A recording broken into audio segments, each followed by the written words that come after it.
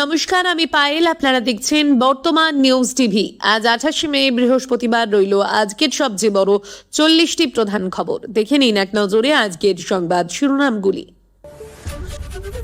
মাটির নিচে গুপ্তধনের খোঁজ, বাদুড়িয়ার পাট খেতে একের পর এক বস্তা ও ট্রলি ব্যাগ ভর্তি নোট উদ্ধার ঘিরে তীব্র উত্তেজনা।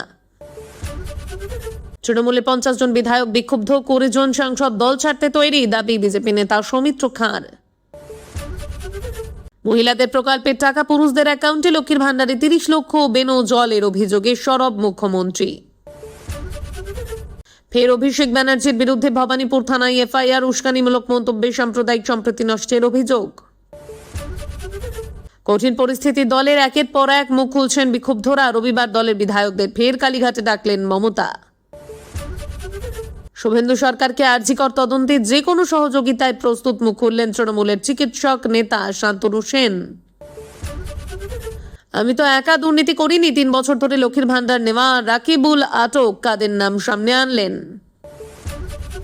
বিধানসভায় থেকেও দেখা করলেন না স্পিকার, স্বীকৃতির চিঠি ও ঘরের দাবিতে ধর্ণা শোভনদেব কুণালের। ভোট পরবর্তী হিংসা মামলায় সন্দেশখালীতে শাহজাহান ঘনিষ্ঠ কাদের মোল্লা সহ 10 জনকে গ্রেপ্তার করল সিবিআই।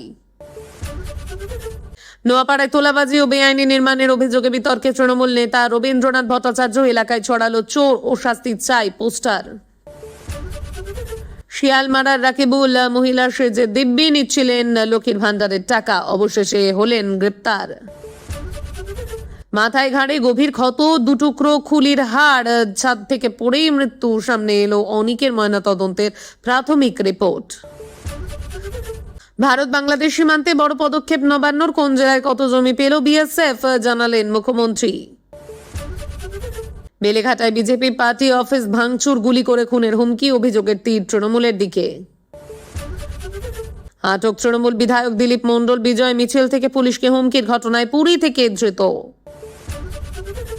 হাত স্বীকার করতে হবে, ইস্তফা দিয়েই সুশান্ত অরূপ বললেন মুখ্যমন্ত্রীর কাছে ঘেঁষতেই পারতাম না।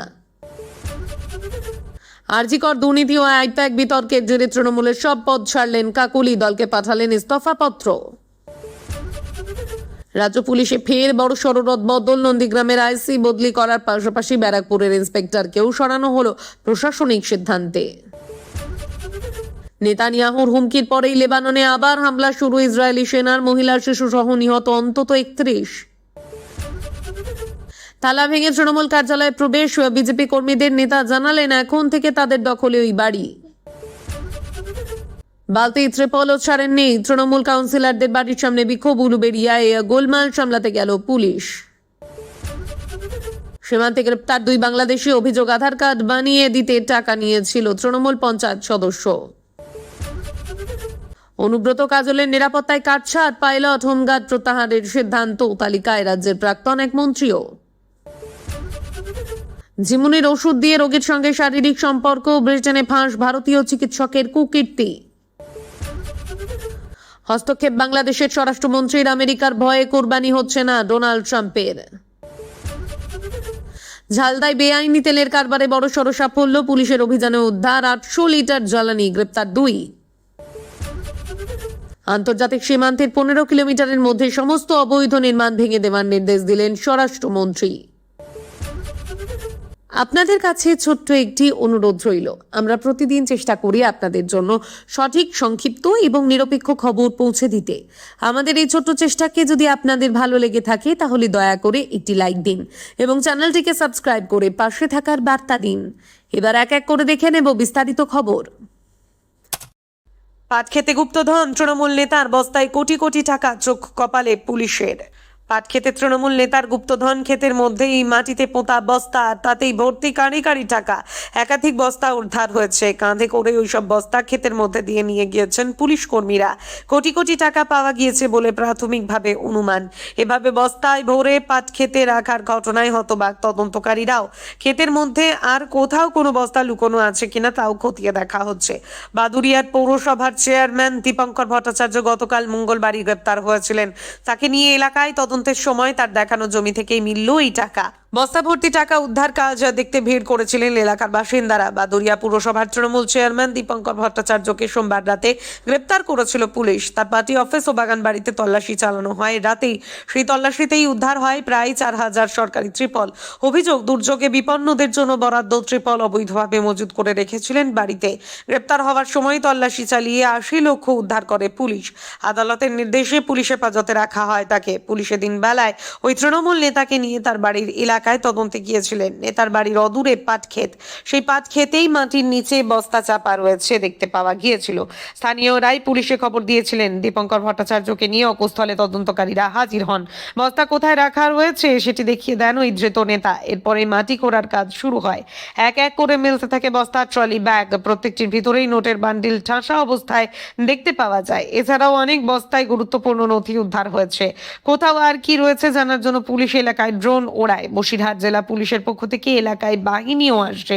ওই বিপুল পরিমাণ টাকা উদ্ধার করে থানায় নিয়ে যাওয়া হয়েছে। কত টাকা উদ্ধার হলো সে বিষয়ে তথ্য এদিন সন্ধে পর্যন্ত পুলিশের তরফ থেকে পাওয়া যায়নি বলে খবর। এদিন দীপঙ্কর ভট্টাচার্যের ব্যক্তিগত সচিব শামীম গাজীকে বাদুরিয়ার বাতুলডাঙ্গা এলাকা থেকে গ্রেপ্তার করা হয়েছে। তৃণমূলের অস্তিত্বই থাকবে না, বিজেপির দিকে পা বাড়িয়ে 50 বিধায়ক এবং 20 সাংসদ, বিস্ফোরক দাবি সৌমিত্রর। রাজনৈতিক দল হিসেবে তৃণমূল কংগ্রেসের অস্তিত্বই থাকবে না। তৃণমূলের প্রায় 50 জন বিধায়ক এবং 20 জন সাংসদ বিজেপিতে যোগদানের জন্য এখনই পা বাড়িয়ে আছেন। রাজ্যে পালা বদলের পর দল বদল নিয়ে বিস্ফোরক এই দাবি করলেন বিষ্ণুপুরের বিজেপি সাংসদ সৌমিত্র খাঁ। তিনি জানান, কেন্দ্রের বিজেপি নেতৃত্ব সবুজ সংকেত দিলেই তারা তৃণমূল ছেড়ে বিজেপিতে যোগদান করবেন।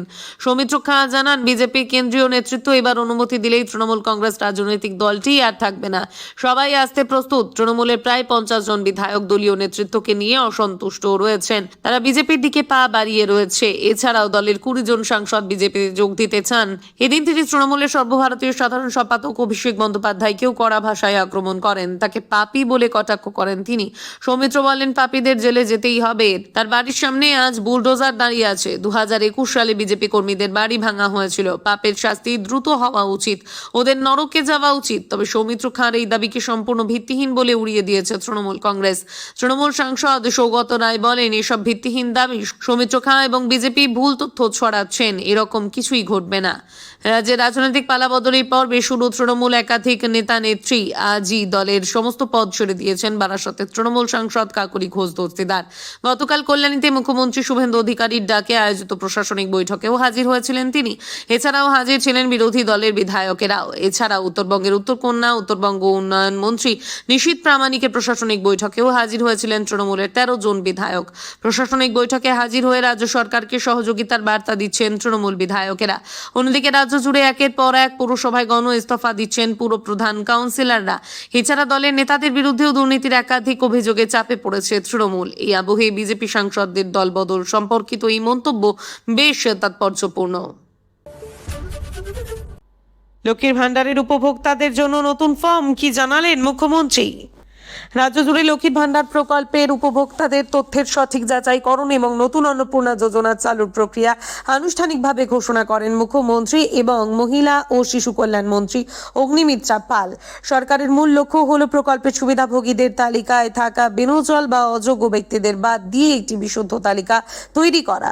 নতুন প্রকল্পের মূল শর্ত ও কারা সুবিধা পাবেন মুখ্যমন্ত্রী জানিয়েছেন, অন্নপূর্ণা যোজনার সুবিধা পেতে হলে আবেদনকারীকে প্রকৃত ভারতীয় নাগরিক হতে হবে এবং আর্থিকভাবে দুর্বল হতে হবে। তবে কিছু নির্দিষ্ট শ্রেণীর মানুষ এই প্রকল্পের সুবিধা পাবেন না। আয়কর প্রদানকারী যারা নিয়মিত আয়কর দেন, সরকারি চাকুরিজীবী যারা স্থায়ী সরকারি চাকরিতে নিযুক্ত, নিয়মিত বেতনভোগী বা পেনশনভোগী যারা নিয়মিত সরকারি বা বেসরকারি বেতন বা পেনশন পান। ভোটার তালিকা সংক্রান্ত সমস্যা, ভোটার তালিকা থেকে স্থায়ীভাবে নাম বাদ গিয়েছে এবং ট্রাইব্যুনালে আবেদন করেননি এমন প্রায় 30 লক্ষ বর্তমান লক্ষ্মীর ভান্ডার উপভোক্তা এই নতুন প্রকল্পের আওতাভুক্ত হবেন। ফর্ম পূরণের সময়সীমা, সরকার এই প্রক্রিয়াটি সম্পন্ন করবার জন্য 90 দিনের সময়সীমা ধার্য করেছে। মুখ্যমন্ত্রী স্পষ্ট করেছেন, এই ফর্ম পূরণের জন্য তাড়াহুড়ো করার কোনো প্রয়োজন নেই। জুন মাসের সুবিধা, যারা আগামী 2রা জুনের মধ্যে নথিভুক্তকরণ সম্পন্ন করবেন তারা জুন মাস থেকেই অন্নপূর্ণা যোজনার টাকা পাবেন। সেই সময় থেকেই তাদের পুরনো লক্ষ্মীর ভান্ডার বন্ধ হয়ে যাবে। অব্যাহত সুবিধা, যতক্ষণ না অন্নপূর্ণা যোজনার ফর্ম পূরণ ও নথিভুক্তিকরণ প্রক্রিয়া সম্পন্ন হচ্ছে ততক্ষণ আগের নিয়মেই লক্ষ্মীর ভান্ডার প্রকল্প চালু থাকবে। সহযোগিতা ও জনকল্যাণ শিবির। ফর্ম পূরণ প্রক্রিয়াকে আরো সহজ করতে সরকার একাধিক পদক্ষেপ নিয়েছে। বাড়ি বাড়ি সহায়তা, অনলাইন বা অফলাইনে ফর্ম পূরণে অক্ষম ব্যক্তিদের সাহায্য করতে সরকারি আধিকারিকরা সরাসরি বাড়ি বাড়ি যাবেন। এই কাজে নবনির্বাচিত বিধায়কদেরও বিশেষ দায়িত্ব দেওয়া হয়েছে। জনকল্যাণ শিবির আগামী 15, 16 ও 17 তারিখ রাজ্য জুড়ে জনকল্যাণ শিবির আয়োজিত হবে। সেখানে সাধারণ মানুষ সরাসরি ফর্ম পূরণের বিষয়ে সহায়তা পাবেন। তথ্য সংগ্রহ, ফর্মের মাধ্যমে সরকার পরিবারের বিস্তারিত তথ্য সংগ্রহ করছে, যাতে ভবিষ্যতে এই তথ্য অন্যান্য সরকারি প্রকল্পের ক্ষেত্রেও ব্যবহার করা যায়। পুরো বিষয়টি মুখ্য সচিব এবং অর্থ সচিবের নেতৃত্বে তদারকি করা হবে। আধার ও ভোটার তালিকা তৈরির সঙ্গে যুক্ত দক্ষ আধিকারিকদের এই প্রক্রিয়ায় যুক্ত করা হয়েছে, যাতে তথ্যের স্বচ্ছতা বজায় থাকে। বিরোধী দলনেতার ঘর বরাদ্দ নিয়ে বিধানসভায় টানাপোড়েন, স্পিকারের ঘরের সামনে অবস্থানে শোভনদেব কুণাল। অষ্টাদশ বিধানসভার প্রথম অধিবেশন শেষ হয়ে গেলেও বিরোধী দলনেতার মর্যাদা এবং প্রধান বিরোধী দলের জন্য বরাদ্দ কার্যালয় নিয়ে জটিলতা কাটছে না। এই ইস্যুতে বুধবার বিধানসভার স্পিকার রথীন্দ্রনাথ বসুর সঙ্গে দেখা করতে গিয়ে সময় না পেয়ে শেষ পর্যন্ত স্পিকারের ঘরের বাইরে অবস্থানে বসলেন তৃণমূলের পরিষদীয় দলনেতা শোভনদেব চট্টোপাধ্যায় এবং বিধায়ক কুণাল ঘোষ। বুধবার বিকেলে বিধানসভা ভবনে উপস্থিত হয়ে শোভনদেব চট্টোপাধ্যায় ও কুণাল ঘোষ অভিযোগ করেন, স্পিকার তাদের সাক্ষাতের জন্য সময় দেননি। দীর্ঘ সময় অপেক্ষা করার পর ক্ষোভে ফেটে পড়েন বিধায়ক কুণাল ঘোষ। বিধানসভার আধিকারিকদের উদ্দেশ্যে তিনি তীব্র উষ্মা প্রকাশ করে বলেন, শোভনদেব চট্টোপাধ্যায় একজন 36 বছরের অভিজ্ঞ বিধায়ক এবং তিনি বিরোধী দলনেতা, অথচ তাকে এখনো ঘর দেওয়া হয়নি। এমনকি তার চিঠির কোনো প্রাপ্তি স্বীকারও করা হয়নি। কুণাল ঘোষ আরও প্রশ্ন তোলেন যে যেখানে স্পিকার ও মুখ্যমন্ত্রীর কার্যালয় সম্পূর্ণ প্রস্তুত হয়ে গিয়েছে, সেখানে বিরোধী দলনেতার কার্যালয় কেন এখনো প্রস্তুত নয়। তৃণমূল কংগ্রেসের পক্ষ থেকে জানানো হয়েছে, গত 13ই মে সর্বভারতীয় তৃণমূল কংগ্রেসের তরফে স্পিকারের কাছে একটি চিঠি পাঠানো হয়েছিল। সেই চিঠিতে 80 জন বিধায়কের সমর্থন সহ পরিষদীয় দলের নেতা হিসেবে শোভনদেব চট্টোপাধ্যায়ের নাম প্রস্তাব করা হয়। নিয়ম অনুযায়ী 294 আসনের বিধানসভায় বিরোধী দলের মর্যাদা পাওয়ার জন্য কমপক্ষে 30 জন বিধায়কের সমর্থন প্রয়োজন। তৃণমূলের দাবি, তারা সেই শর্ত পূরণ করা সত্ত্বেও এখনো আনুষ্ঠানিক স্বীকৃতি ও কার্যালয় থেকে বঞ্চিত। কুণাল ঘোষের কথাই, এটা নিছক প্রশাসনিক বিষয় নয়, এটা সংসদীয় সৌজন্যের প্রশ্ন। তৃণমূলের অভিযোগ, বিধানসভায় সচিবালয় বারবার এড়িয়ে যাচ্ছে বিষয়টি। সচিব ফোন ধরছেন না বলেও অভিযোগ করেছেন বিধায়কেরা। মূলত পরিষদীয় দলের বৈঠকের জন্য কোনো নির্দিষ্ট জায়গা না থাকায় তাদের দৈনন্দিন কাজকর্ম ও সাংগঠনিক আলোচনায় সমস্যা হচ্ছে বলে জানানো হয়েছে। এই অবস্থানে বসার মাধ্যমে তারা বিষয়টি দ্রুত সুরাহার দাবি জানিয়েছেন। স্পিকার বা বিধানসভার সচিবালয়ের পক্ষ থেকে এখনো পর্যন্ত এই বিষয়ে কোনো আনুষ্ঠানিক প্রতিক্রিয়া পাওয়া যায়নি। মাথায় ঘাড়ে গভীর ক্ষত, দুটুকরো খুলির হাড়, সামনে এলো অনিকের ময়নাতদন্তের প্রাথমিক রিপোর্ট। পরিচালক অনিক দত্তর রহস্য মৃত্যু ঘিরে সামনে এলো ময়নাতদন্তের প্রাথমিক রিপোর্ট। বুধবার দুপুরে আচমকায় খবর ছড়ায় বাড়ির ছাদ থেকে পড়ে গুরুতর আহত হয়েছেন তিনি। আশঙ্কাজনক অবস্থায় দ্রুত হাসপাতালে নিয়ে যাওয়া হলে চিকিৎসকেরা তাকে মৃত বলে ঘোষণা করেন। ঘটনার পর থেকেই চাঞ্চল্য ছড়ায়। ইতিমধ্যে গড়িয়াহাট থানার পুলিশ অস্বাভাবিক মৃত্যুর মামলা রুজু করে তদন্ত শুরু করেছে। বুধবার এসএসকেএম হাসপাতালে পরিচালকের ময়নাতদন্ত সম্পন্ন হয়। প্রাথমিক রিপোর্টে জানা গিয়েছে, অনেক উঁচু থেকে পড়ার ফলে তার মাথা, ঘাড়, বুক, কোমর ও পায়ে ভয়াবহ আঘাত লাগে। মস্তিষ্কে মারাত্মক অভ্যন্তরীণ রক্তক্ষরণ হয়েছে, যাকে চিকিৎসার ভাষায় ইন্ট্রাক্রানিয়াল হেমারেজ বলা হয়। পাশাপাশি এপিডিউরাল হেমাটোমারও প্রমাণ মিলেছে, অর্থাৎ খুলি ও মস্তিষ্কের বাইরের আবরণের মাঝে প্রচুর রক্ত জমাট বেঁধেছিল। চিকিৎসকদের অনুমান, পড়ার সময় প্রথম আঘাত লাগে মাথার বাঁ দিকে। সেই ধাক্কায় খুলির বাঁ দিকের হাড় ভেঙে দুটুকরো হয়ে যায়। শুধু তাই নয়, বুকের দিকের পাঁজরের হাড়, কোমরের হাড়, ফিমার বোন এবং পেলভিক বোনও চূর্ণ বিচূর্ণ হয়ে গিয়েছে। ফুসফুসের বাইরের আবরণেও রক্ত জমাট বাঁধার প্রমাণ মিলেছে। উপর থেকে পড়ার সময় দেওয়াল বা কার্নিশে ঘষা লেগে মুখের বাঁ দিকের অংশ গুরুতরভাবে ক্ষতিগ্রস্ত হয়েছে বলেও রিপোর্টে উল্লেখ করা হয়েছে। ঘটনায় এখনো ধোঁয়াশা কাটেনি, তদন্ত চালাচ্ছে পুলিশ। রাজ্য পুলিশে ফের রদবদল, সরানো হলো নন্দীগ্রাম থানার আইসিকে। কে কোন পদে গেলেন? মাত্র কয়েকদিন হয়েছে রাজ্যে পালা বদল ঘটেছে। মুখ্যমন্ত্রী হিসাবে কাজ শুরু করেছেন শুভেন্দু অধিকারী। এর মধ্যেই ফের রাজ্য পুলিশের রদবদল, বদলে দেওয়া হলো নন্দীগ্রামের আইসিকে। ব্যারাকপুর পুলিশ কমিশনারেটের ইন্সপেক্টর পদে বদল করা হয়েছে। ইতিমধ্যে এই বিষয়ে বিস্তারিত জানিয়ে বিজ্ঞপ্তি জারি করা হয়েছে। দীর্ঘদিন নন্দীগ্রাম থানার আইসি হিসেবে দায়িত্ব সামলেছিলেন শুভব্রত নাথ। জারি করা বিজ্ঞপ্তি অনুযায়ী তাকে সিআইডির ইন্সপেক্টর পদে বদলি করা হয়েছে। এবার থেকে রাজ্য পুলিশের গোয়েন্দা বিভাগের দায়িত্বপূর্ণ ওই পদ সামলাবেন শুভব্রত নাথ। অন্যদিকে নন্দীগ্রাম থানার আইসি করা হয়েছে অজয় কুমার মিশ্রকে। ব্যারাকপুর কমিশনারেটের আইসি পদে কর্মরত ছিলেন তিনি। রাজ্য পুলিশের এডিজি আইন শৃঙ্খলার তরফে জারি করা বিজ্ঞপ্তি অনুযায়ী বৃহস্পতিবার সকালেই পুলিশ কর্তাদের নয়া দায়িত্বে যোগ দেওয়ার কথা বলা হয়েছে। কিন্তু কেন এই রদবদল তা এখনো স্পষ্ট নয়, তবে রুটিন বদলি বলেই দাবি করা হয়েছে। বঙ্গে ভোট প্রক্রিয়া চলাকালীন পুলিশ প্রশাসনে একাধিক বদল করে নির্বাচন কমিশন। ভোটের দিন ঘোষণার পরে সেই সময়ে পদে থাকা মুখ্য সচিব এবং স্বরাষ্ট্র সচিবকে সরিয়ে দেওয়া হয়। বদল করা হয়েছে একাধিক জেলার আধিকারিককে। যদিও মানুষের রায়ে বাংলার মসনদে এখন বিজেপির সরকার, মুখ্যমন্ত্রী হিসেবে ইতিমধ্যেই কাজও শুরু করেছেন শুভেন্দু অধিকারী। এরই মধ্যে রাজ্য পুলিশের রদবদল, তা আবার নন্দীগ্রামের মতো গুরুত্বপূর্ণ জায়গায়। এবারের ভোটে ওই নন্দীগ্রাম বিধানসভা থেকেই লড়াইয়ের ময়দানে নেমেছিলেন শুভেন্দু অধিকারী। এর পাশাপাশি ভবানীপুর কেন্দ্রেও বিজেপি প্রার্থী ছিলেন। দুই কেন্দ্র থেকেই জয় পান শুভেন্দু। যদিও নন্দীগ্রাম আসনটি ছেড়ে দেন তিনি, তবে সেখানকার মানুষের পাশে থাকার আশ্বাস দিয়েছেন মুখ্যমন্ত্রী। অবশেষে পুলিশের জালে বিষ্ণুপুরের তৃণমূল বিধায়ক দিলীপ পুরী থেকে আটক করে নিয়ে আসা হচ্ছে কলকাতায়। ওড়িশা থেকে আটক তৃণমূল বিধায়ক দিলীপ মণ্ডল তিনি পুরীতে এক হোটেলে ছিলেন বলে জানা গিয়েছে। দিলীপ মণ্ডলের বিরুদ্ধে বিজয় মিছিল থেকে পুলিশকে হুমকি দেওয়ার অভিযোগ রয়েছে। অভিযুক্ত দিলীপ মণ্ডল দক্ষিণ 24 পরগনা জেলার বিষ্ণুপুরের তৃণমূল বিধায়ক। 2016 সাল থেকে 2021 সাল পর্যন্ত দিলীপ মণ্ডল রাজ্যের প্রতিমন্ত্রী ছিলেন। এবার সরকার পরিবর্তন হলেও দক্ষিণ 24 পরগনার বিষ্ণুপুর থেকে নির্বাচিত হন তিনি। দিলীপ মণ্ডল হুমকি দিয়ে বলেন, 15 বছর ধরে অনেক সংযম দেখিয়েছিলাম, শান্তিতে রেখেছিলাম, কিন্তু তা আর হবে না। পাশাপাশি মুখ্যমন্ত্রীকে হুমকি দিয়ে দিলীপ বলেছিলেন, তোদের যে মুখ্যমন্ত্রী হয়েছে তাকে জিজ্ঞেস করে দেখবে দিলীপ মণ্ডলকে। দিলীপের খোঁজে পৌঁছে তল্লাশি শুরু করে পুলিশ। বাড়ির বাগানের ভিতরে বিশাল সুইমিং পুল, বাড়ির সাজসজ্জা দেখে কোনো রিসর্ট ভেবে ভুল করেছেন অনেকেই। বিষ্ণুপুরের তৃণমূল বিধায়ক দিলীপ মণ্ডলের বাড়িতে পুলিশের হানার পরেই সমাজ মাধ্যমে ভাইরাল হয়েছে তৃণমূল বিধায়কের এই রাজপ্রাসাদের মতো বাড়ির ছবি। শেষ পর্যন্ত শুক্রবার সমাজ মাধ্যমে বাড়ির বিতর্কে মুখ খোলেন দিলীপ মণ্ডল। বিষ্ণুপুরের তৃণমূল বিধায়কের দাবি করেছিলেন, দক্ষিণ 24 পরগনার পৈলানের যে বাড়ির ছবি ভাইরাল হয়েছে সেই বাড়ি তার পৈতৃক সম্পত্তির অংশ। পারিবারিক ব্যবসা থেকে উপার্জনের সূত্রেই তিনি ওই বাড়ি তৈরি করেছেন বলে দাবি করেছেন বিষ্ণুপুরের তৃণমূল বিধায়ক।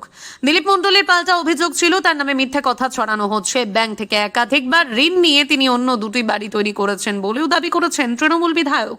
গত 11ই মে বিজয় মিছিল থেকে উস্কানিমূলক মন্তব্য এবং প্রতিপক্ষ রাজনৈতিক দলের কর্মীদের হুমকি দেওয়ার অভিযোগের ভিত্তিতে পৈলানে দিলীপ মণ্ডলের দুটি বাড়িতে হানা দিয়েছিল পুলিশ। ভোট পরবর্তী হিংসা মামলায় সন্দেশখালীতে শাহজাহান ঘনিষ্ঠ কাদের মোল্লা সহ 10 জনকে গ্রেপ্তার করল সিবিআই।